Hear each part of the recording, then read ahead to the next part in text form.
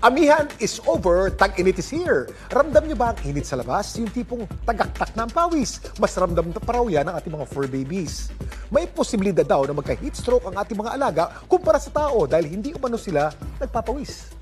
Kasabay ng init ng panahon, tumataas ang tsansa ng ating mga alagang aso't pusa na magkaroon ng heat exhaustion o pagkahapo at iba pang sakit. Para pag-usapan yan, makakasama natin ang veterinarya na si Dr. Charlene Yao. Magandang gabi po, Dr. Charlene. Magandang gabi po.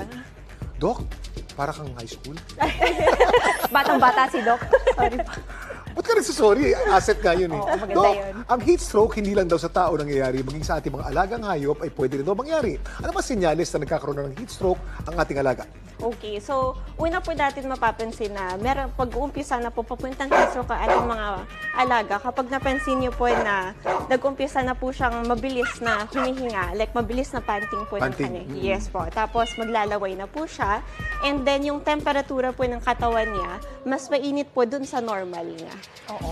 Opo. Dok, kapag ka po nabaliwala yung mga sintomas na yan, ano pong posibleng mangyari dun sa alaga natin? Especially yung makakapal ang balahibo.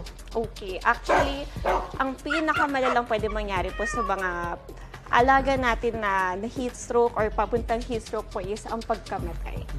Yes po. So, pwede siya mag-lead to multiple organ failures. So, ibig sabihin, masisira po lahat ng organs sa katawan, including yung liver, kidneys, utak, seizures, until mamatay po sila. Sabi nila, Doc, pagka ang aso o ang pusa ay maiksi ang nguso o brachycephalic, Yes po. mas mabilis ma-heat stroke. Yes po. So far po kasi, ang normal na daanan ng hangin po ng ating mga alaga dapat medyo ganon. So, mas wala Mahaba po. dapat ang nguso. Yes po. So, the more na ganon sila, mas hirap po silang huminga. Paano po mahihiwasan ng heat stroke bukod sa Okay. pag-inom po ng tubig? Okay, sige po. So far, iwasan po natin bilang mga fur parents po, iwasan po natin na hinahayaan po natin lumabas ang ating mga alaga tuwing mainit ang panahon. So, dapat i-schedule po natin ang ating lakad sa umaga or medyo paggabi na po.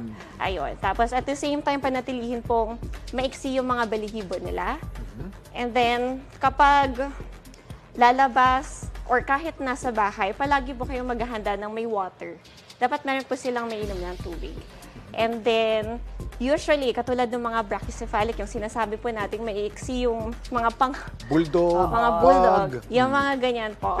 Mas maganda palagi po kayo may naka-reading electric fan. Depende kung gaano katindi po yung init. Minsan kasi kahit electric fan hindi enough. So, electric fan or aircon. So, usually pag bulldog, kailangan meron kang electric fan talaga kahit sa floor lang po. Okay. Doc, maraming salamat at Thank you. napakarami namin natutunan ang ating mga viewers po.